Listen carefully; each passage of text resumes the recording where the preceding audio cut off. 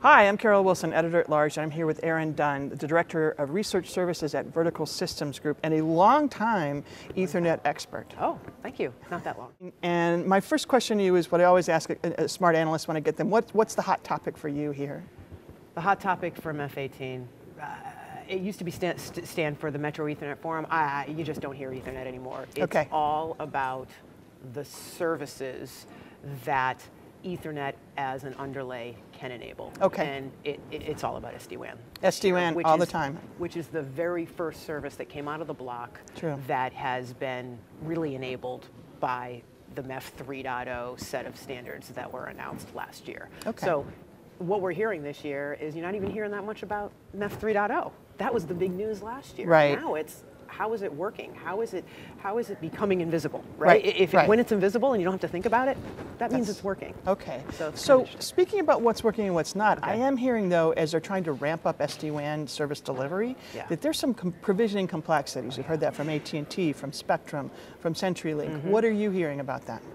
We're hearing the same. So SD-WAN rollout has not been smooth, right? And CenturyLink has been very open about that. The first foray into that didn't go so well. They learned a lot, they rebooted, and they came out of the box again with a service that has a completely different focus on the enterprise customer. So my metaphor for this is that it's almost like the self-service checkout line, you know, at the grocery store.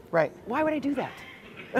It's harder for me. As a customer, you know, why would they do that? It's harder for them on the DIY aspect. So now you're seeing these early adopters of DIY SD-WANs saying, wow, that's not as easy as I thought it might be. Let's go for a managed service. Let's go for a managed service. And here they come. Here comes AT&T, Verizon, CenturyLink, and the folks like that. And they're picking up a lot of those early DIY adopters. Because it's not very simple. The other thing that I keep hearing is these two buzzwords, which is zero-touch provisioning and plug and play. It's neither. It might be if you have a very simple installation, or it might be if you spend days and days and months with the network engineering ahead of time. Which is costly. Which is costly and timely, and these organizations have to have the group set up to do that. So once you've done that, yes, it might be zero-touch provisioning, but it's not out of the box. Good point. All right, shifting gears a little bit here. In terms of what we are seeing from MEF 3.0 and some of what they're doing, the big news here seems to me to be the Sonata interface and the technical specs being released for that. What impact is that having on the market? Well, we're seeing a couple of impacts. Hard to quantify, first of all, but every time a service provider can roll out a service or light up an end user site quicker, that's quicker to revenue.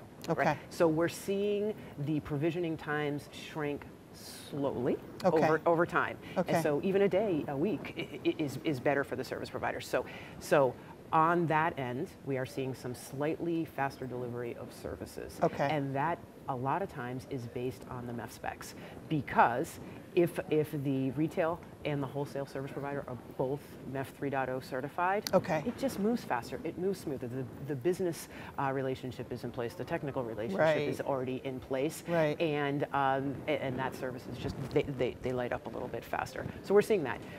We're seeing the service providers, whenever we ask them, every time I sit with a service provider, I say, okay, MEF or MEF 3.0. Do you care?